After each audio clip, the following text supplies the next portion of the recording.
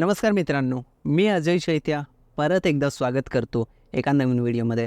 मित्रांनो, थंबनेल आपण बघितलेलाच आहे की मी जॉब सोडलेला आहे. आपल्यापैकी खूपच कमी जणांना माहिती असेल की मी गव्हर्नमेंट ऑफिसमध्ये जॉब करत होतो. परंतु काही महिन्यांमध्येच तो जॉब आहे तो मला सोडावा लागलेला आहे. तर गव्हर्नमेंट ऑफिसमध्ये जॉब करण्याचा अनुभव कसा असतो, एकंदरीत वातावरण कसं असतं, मला आलेला सगळा अनुभव मी या व्हिडिओमध्ये शेअर करणार आहे. सोबतच मला जॉब का सोडावा लागला ते सुद्धा व्हिडिओच्या शेवटला मी सांगणार आहे. आधी मी त्या ठिकाणी कसं पोहोचलो ते बघूया. तर झालं असं की एक वॅकन्सी आहे हे मला समजलं आणि मी त्यासाठी ॲप्लिकेशन करून ठेवलं. ॲप्लिकेशन केल्याच्यानंतर भरपूर असा वेळ गेला. त्याच्यानंतर एक दिवस अचानक मला कॉल लेटर आला. कॉल लेटर आल्याच्यानंतर मला त्याच दिवशी जॉईन करायचं होतं, पण जे काही होऊ शकलं नाही. मी कॉल करून, त्याच्यामध्ये नंबर होताच, तर मी कॉल करून त्यांना विनंती केली की मी आज नाही तर उद्या जॉईन करतो आहे म्हणून. तर ठरल्याप्रमाणे मी दुसऱ्या दिवशी जॉईन केलं आणि एक्सपेक्टेशन्स जर बघितलं तर माझ्या खूप मोठ्या अशा होत्या की गव्हर्नमेंट जॉबमध्ये जे काम आहे ते एकदम वेगळ्या पद्धतीचे असू शकतं. म्हणजे वातावरण आपण जोपर्यंत सरकारी कार्यालयामधील वातावरण किंवा जोपर्यंत काम त्या ठिकाणी प्रत्यक्ष जाऊन करत नाही ना, तोपर्यंत आपल्या अपेक्षा ज्या असतात त्या खूप मोठ्या असतात. तर तशाच माझ्या पण खूप मोठ्या अशा अपेक्षा होत्या की त्या ठिकाणी असं काम असेल, तसं काम असेल वगैरे. आणि तिथं गेल्याच्यानंतर मात्र झालं असं की माझे जे एक्सपेक्टेशन्स होत्या, माझ्या अपेक्षा होत्या, त्याचप्रमाणे सगळ्या गोष्टी तिथं आधीपासून चालत होत्या.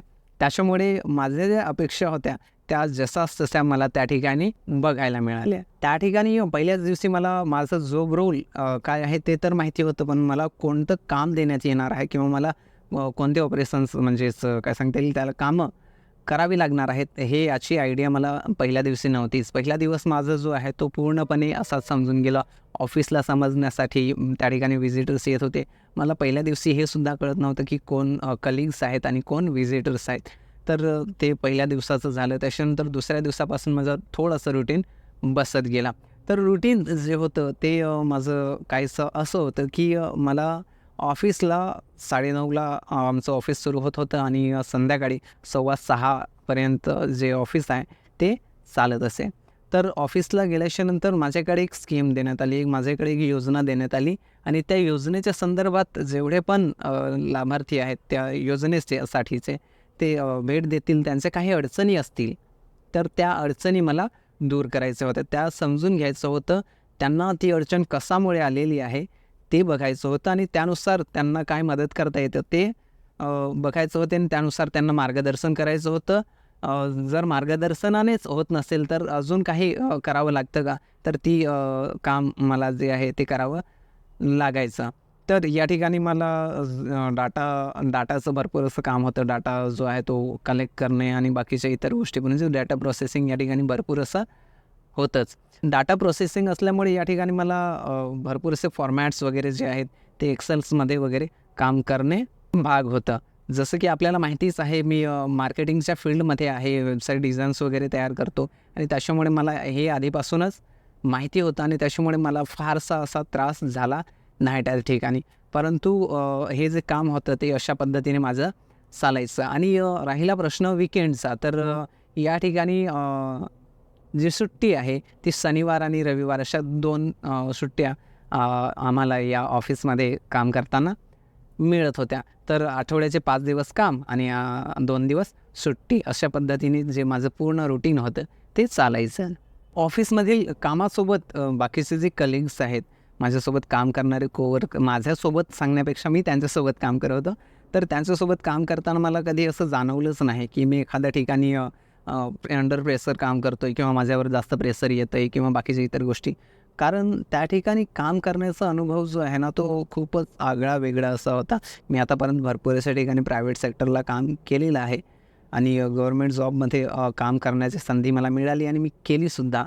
तर हे जे आहे ना ते एकदम दुसरी फॅमिली असल्यासारखं त्या ठिकाणी वातावरण होतं. कारण अनेक जण माझ्याकडून हेल्प घेत होते, मी त्यांच्याकडून पण हेल्प घेत होता आणि हे एकमेकास सहकार्य करू असं सांगतात ना, तर तशा पद्धतीचं वातावरण त्या ठिकाणी होतं. त्या ठिकाणी सिनियर्ससुद्धा होते माझे, ज्यांनी मला कधीच फोर्स नाही केला की तू हेच कर, तुला असंच करायला पाहिजे किंवा काय. त्यांनी कोणती तरी गोष्ट सांगितली आणि मी ते त्यांना डिलिव्हर करण्याचा प्रयत्न केला. आता मी ते डिलिव्हर करून त्यांना एक्सपेक्टेशननुसार मिळालं किंवा नाही हे त्यांनाच ठाऊक, पण त्यांनी कधीही माझ्याकडे तक्रार केली नाही की असं करायचं नाही आहे किंवा मला ओरडणी खावी लागली नाही. तर त्या ठिकाणचं वातावरण, त्या ठिकाणचं कल्चर जे आहे ते खूपच चांगलं असं होतं. एकदम छान असं कल्चर त्या ठिकाणी मला अनुभवायला मिळालं. आणि या ठिकाणी जे काम मी केलं आणि जो अनुभव मला आला म्हणजेच कल्चर, त्या ठिकाणचं वातावरण वगैरे, तर या सगळ्या गोष्टी आहेत, याच्यामधून मला भरपूर अशा गोष्टी शिकायला मिळाल. याच्यामधली पहिली जी गोष्ट आहे ती म्हणजे लोकल जी माणसं असतात, म्हणजे आपली स्थानिक माणसं, त्यांच्यासोबत मी अनेकदा म्हणजे असं नॉर्मली बोललेलो आहे, पण कोणत्यातरी कन्सेप्टवर चर्चा करणे किंवा एखादे कन्सेप्ट त्यांना समजवून सांगणे, अशा पद्धतीने माझं आधी कधी इंटरॅक्शन झालेलं नव्हतं. मी आधी कॉलेजमध्ये किंवा शाळेमध्ये वगैरे अशा पद्धतीने बोललेलो आहे, पण ते विद्यार्थी आहेत आणि ही अडल्ट म्हणजेच मोठी माणसं आहेत, काही वयस्करसुद्धा येत असतात. तर त्यांच्यासोबत चर्चा करून त्यांना समजवणे हा एक माझ्यासाठी खूप चांगला आणि खूप महत्त्वाचा असा अनुभव होता.